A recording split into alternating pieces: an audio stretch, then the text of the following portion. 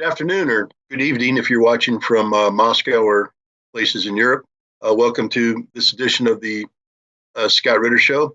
We're at a interesting phase in the Russian special military operation in Ukraine. Sort of a transition from the operations that were initiated in October by General Surovikin when he took over command of the special military operation to stabilize the situation and to prepare the Russian forces for the next phase. It looks like we're getting ready to enter to that next phase. We've seen a shakeup in the Russian command structure where General Valery Gerasimov, the chief of staff of the Russian armed forces, has taken over command of the special military operation, and we see that General Surovikin has been placed in a new position, which is to command the Air Force component of what the next phase is going to be. The implication of this is that we're looking at something that's going to be on a much broader scale, a larger scale, a grander scale than what has transpired prior to this. So a new phase of the conflict. We also had a interesting admission by the Ukrainian Minister of Defense, where he said that Ukraine is a proxy of NATO, that this conflict between Ukraine and Russia is really a conflict between NATO and Russia, and that Ukraine is willing to sacrifice its lives, the lives of its troops, but in order to do that, they need more equipment to be brought in. So today, I think we're going to focus on a couple things. First of all, the notion of a proxy conflict. Is this something new that just happened after the Russian military intervention in Ukraine back in February of last year? Or is this an extension of a mindset that's existed in NATO and the United States prior to this, where the West has been preparing for this very conflict? And then the other thing I'd like to focus on is the weaponry that's getting ready to pour into Ukraine from NATO, from the United States. This is a major escalation of the conflict. We're talking not just Patriot air defense systems, but Challenger 2 tanks from Great Britain, Leopard tanks from Germany, Bradley fighting vehicles from the United States, and other equipment. I couldn't think of anybody better to bring on to discuss this than my guest today, Stanislav Krapivnik, a former United States Army officer, somebody who's experienced in everything that I've just discussed, and he's also experienced with Russia and the West. He has, my understanding of your bio is you served in Georgia as part of the observer mission there, and that you also participated in training operations within the NATO context, training Bosnian forces on how to use NATO equipment, NATO weaponry, and such. So I thank you very much for coming on. I understand that you were a commissioned officer in the United States Army, and yes. And yet you left the service. And I think it's important before we move on to the specifics of the SMO, maybe for you to tell the audience why you left military service in the United States. So what were the reasons? Well, I left the service in let's see, my as they say in Russian, Dembil. Was 18 July 2004. So it was quite a shock when I finally had more years out than I had in. That year rolled around. I spent just a little less than 11 years in service. Was an enlisted soldier in the Guard when I was at NC State. Then got a active duty commission, reserve officer active duty. And then at the end I was an instructor at the Green to Gold Academy at Fort Bragg for the National Guard. Last year and a half service. Was in Macedonia and Bosnia, was a military advisor in Georgia for the UN mission. But what, as these missions, I started getting sent out on these missions. I mean, I never fully assimilated, I guess we can start with that, because I grew up in the South in Charlotte, where there were about 50 Russian speakers in the whole city, at that point about 500,000. And well, the Cold War was at its peak in the 80s, so I wound up in a lot of fights, being Russian, especially when Red Dawn came out. When that movie came out, God, it was a fight every other day. So that was interesting. And then I started running into things such as when I was in advance camp, I was wanting to go into military intelligence. And then I met the colonel who was in charge of sessions for lieutenants into military intelligence. Spoke with him. I don't have an accent. I might have picked up a little something over the last 12 years, but I don't have an accent. Particularly a Southern accent, I can switch that on. And I told him, sir, I'm interested in military intelligence. Oh, that's great. But I don't know if this is going to be a problem because I was born in the Soviet Union. I'm Russian. He looked me up and down like a piece of shit. And told me to go screw myself and not bother to apply. Damn Russian. And he walks off. That was kind of the first serious hit. When I tried to go into special forces, I was told I was a captain by that point. So they didn't curse me out, but they told me quite firmly that, we don't know if we can get your top secret clearance. We're not going to bother trying. Thanks for applying. Go away. But what really hit was when I was in Dragon Brigade, which was the rear headquarters brigade for 18th Airborne Corps. And we were pulled in basically, and I was liaison officer for the G3 from the rear corps to the main staff. And we were doing various exercises, usually exercised by troops. So, computerized exercises with the staff.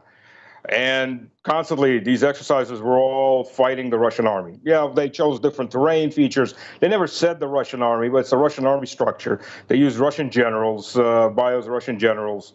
The exercises themselves were relatively ridiculous because you had 18th Airborne Corps, which is a light corps, fighting off and defeating a Russian tank army in an open area. So just the concept of that's already, but it got passed up the chain of command. That was a great success, and so on. But these constant exercises like that, and you start to look around. And it's like, yeah, well, the politicians are saying, we're friends. This is a great new era and all that. But the reality is we're still getting ready for war.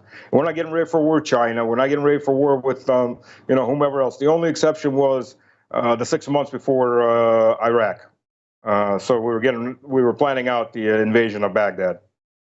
Other than that, it stuck pretty much straight only for fighting the Russian army.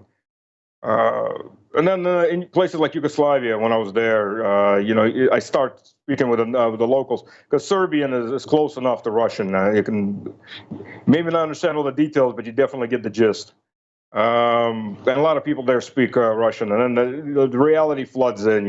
We see the jihadists; we're not allowed to touch them. Well, in fact, half the time we're supporting them.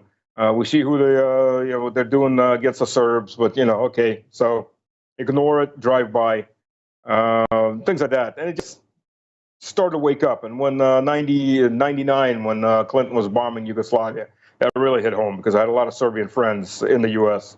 in my church, and I'd been there, just gotten back from there, and I've seen the reality of what's going on, and I've seen the Islamists building up. They're getting ready to walk all over us to get to the Serbs.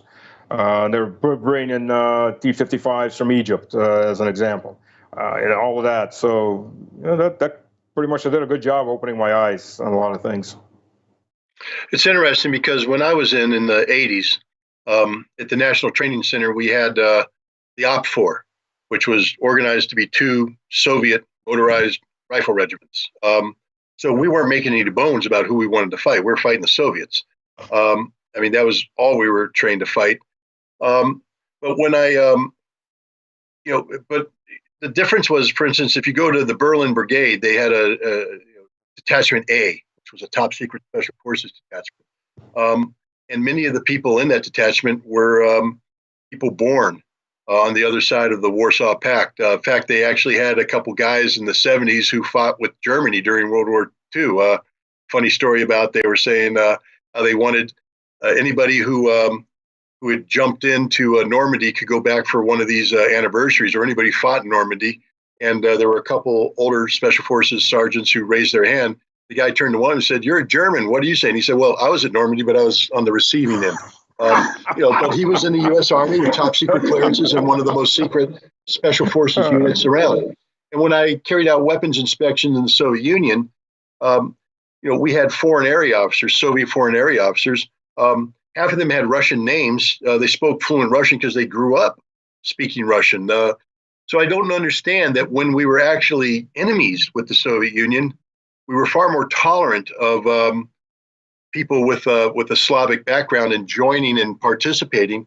But then when we ostensibly became friends with them, suddenly the door seems to be shut. And I've always likened it to the fact that during the Cold War, we actually respected the Soviet Union. We feared the Soviet Union. Therefore, we had no problem about treating them as equals. But with the collapse of the Soviet Union, and we move into the decade of the 90s with Boris Yeltsin, et cetera, we stopped respecting Russia. We stopped fearing Russia. And we started treating Russia as a second-class power.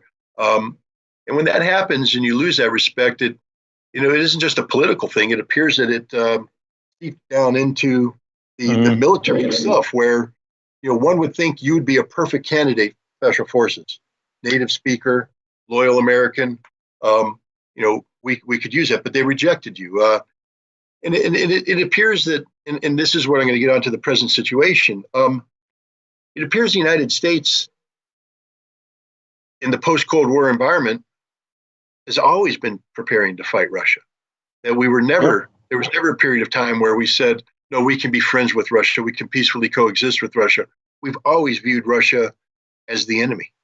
Is this an accurate appraisal, or what's your assessment?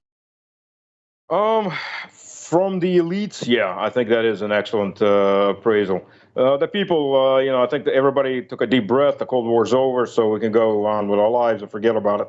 But I don't think amidst the elites, I don't think that ever went away. I think what happened was in the 90s, especially under Yeltsin, everybody was looking at it, well, Russia's going to self-destruct. So we can ignore it, maybe push it a little here, help the Chechen jihad. They were flooding in Islamic fighters from all over the world. So they can help there, they can push here, destabilize a little. But for the most part, the Russians are drinking themselves into the grave and they're going to self-destruct. And then when everything got switched over to the Middle East with Iraq, all the attention went there. And Russia got back on its feet. I think that's when they realized, okay, the pressure needs to go back on. And I'd probably say, I won't even say 2008 was a key role, because in 2008, Russia beat Georgia barely, because a third echelon army that moved, which wasn't, I don't think that was an expectation to even move. It moved, but it fought badly. Equipment was old, tactics weren't the best. And I think that just confirmed at that point for the West that, now they've got the motivation to move, but they're still inadequate and there's nothing to fear. And I think 2013 in the Crimea, that was a bit of a wake-up call. And the main wake-up call was in Syria. And Russia's got the motivation and is now reorganized and can actually carry on activities. So I think by that point, in my personal view, is when the pressure really started catching on. That push Ukraine into war. Brzezinski, he had that the Eurasian chessboard. He always said that if Russia ever unifies with Ukraine, or even comes into a close alliance with Ukraine, we won't be able to stop them. So we've got to make sure they're enemies, always enemies. No, it's interesting you brought up 2008. I view that as a critical year for a couple of reasons. One, I'm glad you brought up the Russian invasion of or the war with Georgia. I mean, we can have a discussion about who started it, whether it was Saakashvili, moving in, or it was provoked by the South. The bottom line, though, is we know who finished it. It was Russia. Right. But my understanding is that the Russians, it's not just NATO looking at Russia. It was Russia looking at itself, saying, we didn't do very well. I think Russia was very impressed with Georgian light infantry tactics. The Georgian infantry had been trained by the Marines and by some soldiers from the United States, and they were tactically proficient and in many cases tactically superior to the Russians. Their communications was better. They just lacked the heavy weaponry, and Russia was able to steamroll through them. But the Russian tactics would not have worked against a premier NATO force. Russia would have been defeated piecemeal had they done that. And I think the Russians recognized that, and that's when they began the process of reorganizing and modernizing their military to get better equipment, better training, more emphasis on contract soldiers, things like. And then in 2014, when they went into when the Little Green Men made a move on Crimea, people sort of woke up and said that's a new Russian army. And then they went into Syria and they realized this is qualitatively better than anything we've ever seen from Russia. But then we have a parallel thing. That's sort of the Russian response. But even before, because the Russian-Ukrainian conflict was in August, or the Russian-Georgian conflict was in August. In April, William Burns, the U.S. ambassador to Russia, wrote a memorandum called "Niet means Niet," no means no, about the Russia's red lines about Ukraine. And he pretty much said that if NATO invites Ukraine in, it'll set in motion a string of events that will inevitably lead to a Russian military intervention in Ukraine that will cost Ukraine Donbass and Crimea. So, and yet in November, after the Russian-Georgian war, we invited Ukraine and Georgia into NATO. And it just tells me that from the very beginning, from 2008, we were embarked on a course that we knew would lead to some sort of military confrontation. Now, we decided to organize the military confrontation as a proxy war using Ukraine, and we've been using Ukraine ever since 2014, with the coup in the Maidan, and then using Minsk as a sham diplomatic shield to train up a Ukrainian army capable of carrying out offensive operations. But the Western perspective of that this was an unprovoked war of aggression on the part of Russia isn't matched by reality. Now, my understanding is you live in Russia today. Yes. Yeah, I moved back almost 13 years ago. Right. So what, just on the ground, I mean, you're familiar with, what I just said about the American perspective or the Western perspective about this war. Are the Russian people cognizant of the realities, or have they been ignorant about the threat posed by the United States, by Ukraine, et cetera? Do they understand what's going on in Ukraine today, or are they still confused? The vast majority of the people understand now. When I moved back, I told people, and I told people that I should have listened, several people, that this was coming. It's what I knew, that the drive is going to be only one direction. And nobody wanted to listen to that. You were upset, you got insulted or slighted. Like, no, I didn't get insulted or slighted. I'm telling you the reality. And people didn't want to hear that. I mean, it's just, and people who should have heard it didn't want to hear it either. When I talk to people, I won't name any names, but it was easier to live in the La La Land. La La Land got narrower and narrower, especially after 2013. After the Valdai speeches started getting narrower, and then after that, it was the Munich speech, Putin's Vladimir Vladimir's speech, and then after that, after 2013, I remember 2013 was happening because I'm from Lugansk. That's my hometown. And I'd been in Lugansk in 2013. I was getting ready to go back because I had to bury my great aunt, grandmother, second removed. She had no relatives left in Lugansk. So I was planning on going there to bury her. And all of this started exploding. And I was director of supply chain for Halliburton for Eurasia. And I remember that point, I was driving with a couple of my guys to go check out a warehouse in the south of Moscow. And one of these guys was a former major Russian army. And he asked me, Stas, what do you think is going to happen?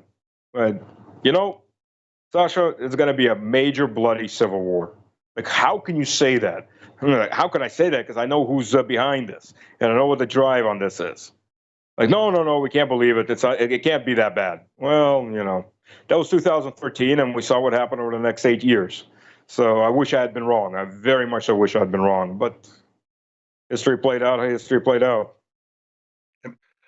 So now here we are in this proxy war between NATO and Russia, with Ukraine as the vehicle for this war to take place. The United States and NATO have made some decisions now to provide heavy weaponry to Ukraine. Challenger 2 tanks, Leopard 2 tanks, Marder fighting vehicles, Bradley fighting vehicles, etc.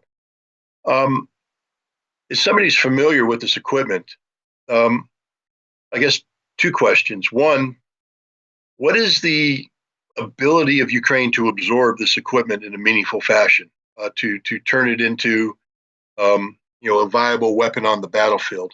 And two, if they're able to do that, does this equipment represent a game-changing technological advance for Ukraine? Will this help turn the tide in favor of Ukraine against the Russian forces? Just from your opinion, as somebody who is familiar with this technology.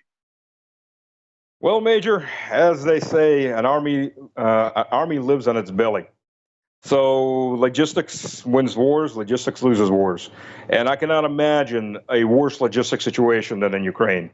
One, there's no experienced people to service the equipment. There's now dozens of lines of equipment that requires thousands of parts. There's no backup of parts. If you're gonna repair equipment, and you got to shove it back over to Poland, so you got to move it back another 500 kilometers out by roads that are getting hit, by rail that's getting knocked out. Get it across the border, get it fixed, bring it back in. Okay, so all right. So if you've got a tank brigade, you've got two, three, maybe you got 7 spare engines. If you're an Abrams tank, okay, that doesn't last very long. Level 3 service on an engine, if it blows out, that's taking it all apart. Can't be done in Ukraine. So you got to shove that on a train or in a truck and drive it back out to Poland. I mean, that's a disaster. And for any army to have to deal with that, I think half the logistics people probably, if they haven't hung themselves, they'll shoot themselves before this is over. I can't even imagine the pressure on them. And then, military logistics tends to be very, very well organized. It has to be. It has no other way. And I can't imagine the nightmare for this. I'm glad they're having a nightmare. Don't get me wrong. Because my friends are on the front. I've been down to the front line. Going back again. We're bringing help down there, equipment and various materials. And I know what they're going through. So yeah, I'm glad Ukraine's having this nightmare. I am biased. I'm gonna say I'm not biased, and I do have a dog in this fight. But as for any army to have this many different types of equipment, a hodgepodge, I don't think this is going to transform much of any. First of all, there's not that much of equipment coming in, at least right now. Yeah, sure, you can make an armored fist for a brigade-sized element, maybe. One brigade at this point in this war isn't going to change anything. The special operation is swollen to over 400,000 soldiers on one side. I guess you could say close to about 500, 600,000 on the other side, though most of these guys aren't really soldiers. Pulling a guy off of the street who was a tractor driver or a farmer and giving him a rifle, 2 weeks of training, throwing him out there. It's just creating meat. I mean, it's cannon fodder. But the fact is, sure, you can make a limited armored fist. And then again, if they're incompatible tanks, if you're throwing in different equipment, servicing them, this is a one-time ride. So when they get attrited, there is no effective way of replacing them unless the Germans or the Poles or the rest of NATO is just constantly going to be pushing more and more tanks in. But for the most part, I mean, this is a one-time shot. They're done. They're hit. They're damaged.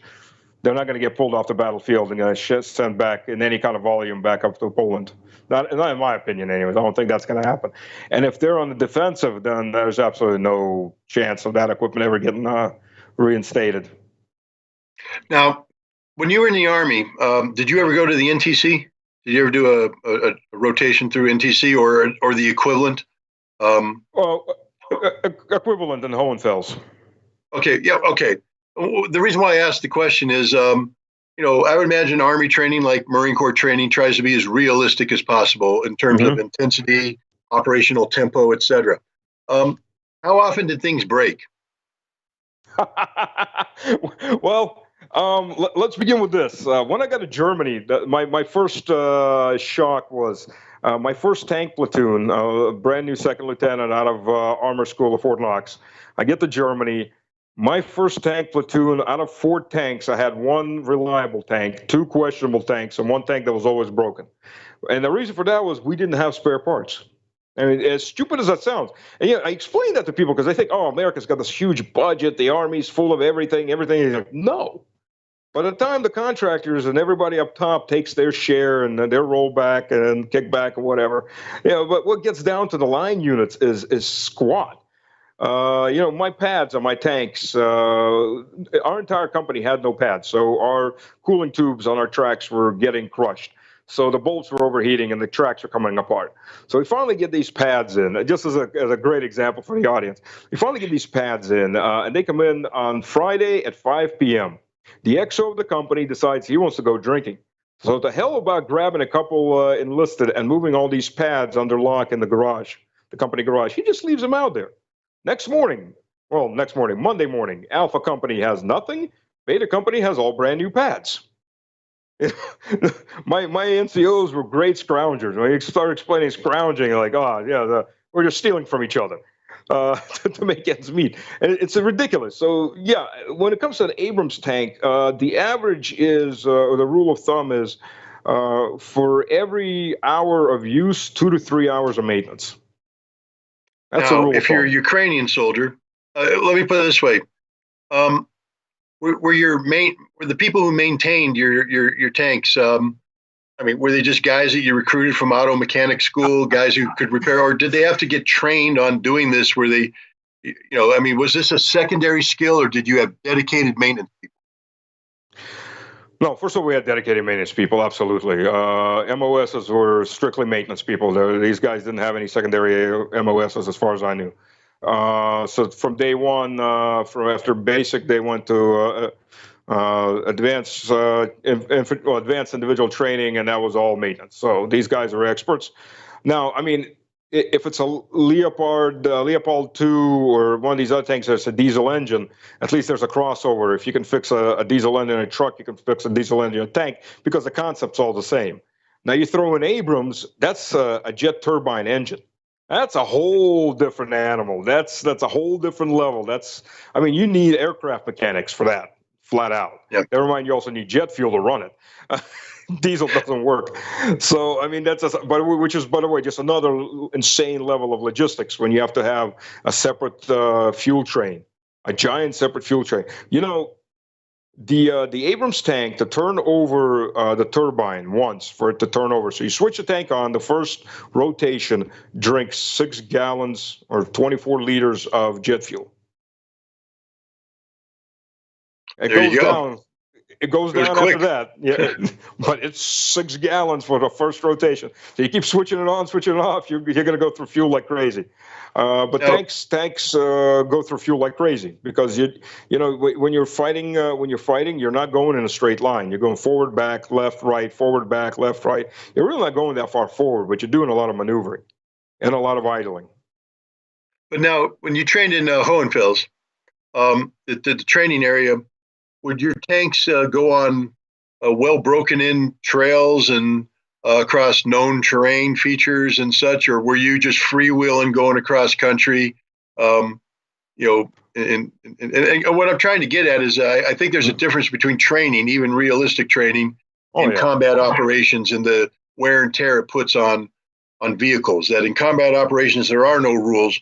You're running over anything and everything in order to stay alive. You're putting more stress on sprockets, on bolts, on suspension, on transmissions, on everything that cause things to break down. So even in a normal 1 operational hour, 3 maintenance hours, that probably even comes close to doubling in combat conditions. Oh yeah, okay. Well, being Germany, you still had restrictions because they have insane laws as far as protecting nature. So yeah, depending what area you're in, you can what lanes you're running. Certain lanes you're pretty much bound to the terrain feature that the lane dictates. In other areas where it's freewheeling, yeah, you go anywhere you want. But yeah, the terrain. I had one tank, and we're getting ready to finish, but there's this huge puddle. As ahead of us, not huge, like a small pond almost. And my driver's like, "Sir, I don't want to wash the tank. Can I go around it?" I'm like, "Okay, try go around it." And he goes off, and there's a little bit of embankment. So the tank goes off like this, and stops. And I hear this, and I'm waist up in the hatch, and I hear this ping, and I look over, and trees are just falling. Boom, boom, boom, boom, boom. 1, 2, 1, 2, 1, 2, 1, 2. Like, holy crap, what just happened? And I saw something flying, and I couldn't tell what the hell it was. But a loud metal ping, and the tank's not moving anymore. At least the right track isn't moving anymore. So I look down. What happened was, because the tank's at an angle, it sat most of its way down on the back right sprocket. The back right sprocket sheared. So the part that was inside the drive sheared off of the actual star. And that flew out like a frisbee, a steel frisbee flying at an insane speed, just mowing trees down. Thank God we got out of there fast enough. They didn't notice, so they didn't fine me for every tree that fell down. I think I'd have got bankrupt on the spot. The Germans are charging some insane couple thousand Deutschmarks per tree at that point. But yeah, I mean, that's just regular wear and tear. We weren't doing, we were doing intensive enough work, but again, this isn't strict battlefield, so the tanks were being fixed between lanes, the tanks were being maintained, and things break all the time, constantly break. I mean, it's the name of the game. It's a tank. Now, as a tanker, what would you assess your survivability if your platoon was fighting by itself on the modern battlefield, in isolation, just a platoon? Just a platoon of tanks. Yeah. Well, I don't want to use curse words, but less than zero. In reality, right. Speaking, if you're fighting, especially if you're fighting against combined arms enemy, an enemy can get in behind you, pop you with an RPG in the tail. Your chances are zero. I mean, reality. If so you're not killed outright, you need to be fighting as part of you have to be fighting as part of a combined arms team. Absolutely. I mean, to take out a tank, realistically speaking, you need one guy with an RPG to take out a sprocket. That's a mobility kill. You don't even have to kill the engine. You can just kill the mobility kill, take out a sprocket. And what does a tank become after that? It becomes a TRP. It's just waiting for its artillery round to end its life. And it'll come soon enough. So, yeah, zero survivability chance. Now, how easy was it to train with infantry? Could you just be introduced to any random infantry unit and you suddenly become an effective combat team, or did you have to train with them over a period of time to develop combined arms tactics? It's a good story, if I may. We were at Fort Bragg training. We had a combined arms going against airborne troops. So we're going across this drop zone. We had a platoon of tanks. We should have had two platoons, but we had broken tanks. So we had a platoon of tanks, and we were down to a platoon of Bradleys charging across the battlefield. And I'm leading this charge across the battlefield for the company, moving my company forward. And on the wood line are airborne troops that have never dealt with tanks before. There's a thing that used to be called cavalry shock or horse shock. It's now called tank shock. And I've heard about it, I read about it. You know, when a wall of horses are riding down infantry that aren't ready, the infantry will break and run, even though if they're in a better position. It's just when the ground starts trembling and they start running. Well, same thing happened in this case. We come charging in across, and charging in is a very well, I can't even say charging in, because a Bradley across an open field can't go more than about 20 miles an hour max, because the infantry inside are getting tossed around, even though they're seat belted in. And if you go any faster than that, they're not fit for combat when the door opens up and they fall out, puking their guts out. So the tanks can't go any faster either. So your speed of mobility is your key, but you're not able to go with a Bradley speed of mobility. So you're stuck going the speed of the Bradleys to try to defend the Bradleys. And we're getting popped. By javelins, a couple of javelins from the tree line. But we made it across fast enough, and it's silence. I run my tank right in the middle of the headquarters. Nobody's there. There's one team left with a javelin out on a little crop of trees at the edge of the field. And I can't get to him. Nobody could get to him. So I told my tank driver, back up, turn the tank, and we charged through. Of course, I'm not out to kill them. This is training. Those two guys run for their lives. The sergeant runs up there waving his hands, "Don't kill us, stop." And obviously, we're not going to come over. So he surrenders. Fine, battle's over. And you start looking around, and there's no one there. The line is empty. And after about 5, 10 minutes, onesies, twosies, threesies, the guys start coming back. Head held low, and they start coming back. And it's talking to them, and it's sand. The terrain Fort Bragg is all sand, so it vibrates really, really well. So you got a line of about, they had actually 5 tanks and 3 Bradleys charging across this open field. And they could feel the ground shaking, and they panicked. Even knowing this is training, we're not out here to kill them. This is just training. We're using the laser systems, and they ran. The entire defensive side, I think it was a company-sized element. They ran. They panicked. They broke, and they ran. So that was an eye-opener. I mean, really an eye-opener. What if you're dealing with untrained or 82nd Airborne's not untrained, but you're dealing with people inexperienced around tanks, around these big machines. They will panic. They will definitely panic when they're on the receiving end. How about tankers? People who aren't good at tank warfare or aren't experienced with working with the Bradleys. Have you ever had any tank-on-tank engagements where, a lack of experience, produces a unsatisfactory result? This happens either you have a light infantry officer that becomes a mech infantry officer, or you have an armor officer that is commanding a combined arms team where you have both Bradleys and tanks. The problem with the Bradley is it's higher than the tank, higher than the Abrams. It's top heavy. It's light, but it's top heavy. So it can tilt over if it goes over some of the same terrain that an Abrams can go over, but it looks like a tank. It looks like a tank. It's not a tank, but it looks like a tank. So people have this tendency who don't know Bradleys, they start trying to use them like tanks. Oh, they're light tanks. Well, they're not light tanks. The real Bradleys are an aluminum-based armor. We had one in Bosnia, one of our Bradleys. I was in 2-2 infantry. I was the XO for 2-2 infantry. Came down there as assistant 04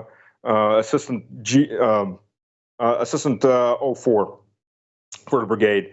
It's a transportation officer. I was armor officer, but they put me in a transportation officer slot because they had too many armor officers at that point, not enough everybody else. For whatever reason, they started flooding Germany, and this is what, 96, 95, 96, 97. They were flooding Germany with armor officers. But nobody else. So they started shoving us in whatever position they could shove us in. So I moved the brigade down into Bosnia, and then we were combined with division headquarters, and I got the hell out of headquarters because I was bored, silly with that, and got myself transferred to 2 infantry. This is Big Red 1. Got myself transferred to 2 infantry, became their XO for about 7 months. I was down there before they pulled me back up to move the brigade back up. So yeah, I was at this point, I was a senior lieutenant, first lieutenant. So yeah, a lot of people go, "Oh, no way you could have done that." But yeah, well, it happened that way, and it was an interesting period of time. So they had an interesting career with that. And in fact, I was a Russian speaker also helped because it got me into some assignments that otherwise there's no way in hell I would have gotten into. I was the only Russian speaker around. So yeah, okay, Stas, come on. So with 2-2 infantry, we had one of our Bradleys go up in flames. Don't know if it got hit or if it was a mechanical fire. It was a bang. The guys were lucky. Nobody got killed. The guys were able to get the missiles off as the fire started. Now the 20 Mike rounds, and it was mostly anti-infantry rounds. So basically, 20 Mike grenades. They were full load, was in there, and you couldn't do anything about it. The fire spread too quickly. Machine started burning. They got out. So the machine was burning for 4 days. It was shooting off for 3 days. And at the end of the 4th day, all that was left was 2 semi-melted tracks, 1 tungsten steel autocannon, and a giant pool of aluminum. I mean, that thing went up fast, and it just kept burning. It's not a tank, but everybody keeps trying to use it as a mini tank. So if it's going up against anti-armor weaponry, it's dead. It's gonna die. I mean, the Bradley is just a giant target. I mean, it's an ill-conceived machine. If you ever watch the Pentagon Wars, they do a great clip on how the Bradley was designed. But on a battlefield, I mean, the Bradley's just the wrong vehicle for the wrong type of warfare. Abrams is a good survivable tank in the combined arms, not the Bradley. Okay, here's my last question. You said that you traveled down to the front lines, and Yes. without giving away anything, I don't want any insight into Russian capabilities. But you told the story about the 82nd Airborne running away from tanks, fleeing, and we know enough about the 82nd Airborne to know that they're not cowards. They're not poorly trained. No. They're motivated soldiers. Are the Russians going to run away when they're confronted with Leopard tanks, with Bradley fighting vehicles, with all this new equipment coming in? Is it something that's going to overwhelm Russia, or do you think Russia has what it takes to deal with this new level of escalation coming out of NATO? Well, first of all, as far as the 82nd Airborne, they ran away the first time.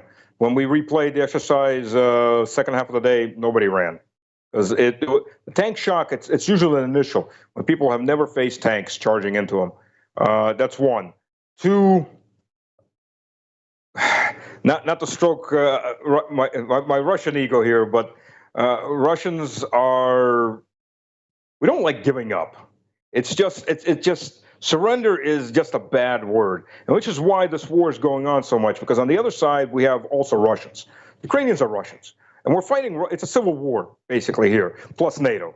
And even with the militias, they surrender in larger numbers, of course, than the regulars, but they still tend to stand and fight. It's just a stubbornness. It's an inbred stubbornness. The Germans found out about it. If you start reading reports, even when the Red Army was retreating, the rear guard, they would find two guys, manning machine gun nest with one Maxim machine gun ambushing a German column. And it'd be a guy with no legs, and he's not surrendering. They had there were reports there were tanks burning, and the guys would just sit in the tank, keep firing until they died. No surrender. It's just a Russian mentality. We really don't like surrendering. So no, they're not going to run. Especially, first of all, the mobilized guys, most of them, the vast majority of them, have prior service, and in most cases have prior combat service. Either from the Caucasus or from Syria or somewhere in that area.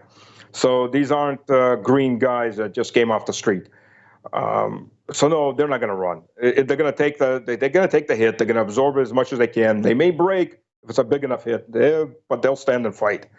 And as far where I was at, on the other side aren't Ukrainians. They're Poles. Strict up, they're Poles. I got as far as 300 meters from the front line. So, and we were lucky that day because it was actually 24th of December. So the Poles are celebrating Christmas, Catholic Christmas. So it's relatively quiet. But, it's Polish units over there, too. There's a lot of Polish units. Again, I don't know how the Polish government's explaining the casualty rates or if they're bothering to explain anything. But yeah, and Poles are pretty tough themselves too. They're Slavs in the end. Slavs have this really bad tendency of not liking to surrender. So it'll be a slugfest. It'll be a slugfest to the very end. And I'll tell you this, from the Russian view, this is a fight to the end. The vast majority of Russians face this reality that this is a fight to the end. Either we win or Russia no longer exists. And the guys that were cowards, they ran. I'm sure there's still other cowards. They ran for the border. Some of them come back. The majority of the guys around, they'll fight. They may be 50, they may be 60, they may be 40, they'll fight. If they're called up, they'll fight. The guys, my neighbors, my friends, a lot of them served, a lot of them didn't serve. And their attitude is, if I get called up, I get called up.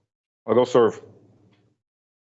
Well, that just underscores the tragedy of this, how conflict has stepped in and interfered with the normal life. But as we discussed, this was a conflict that's been years in the making, one that the United States and NATO has been preparing for, and tragically, it's one that Russia has no choice but to finish. But I want to thank you very much for coming today.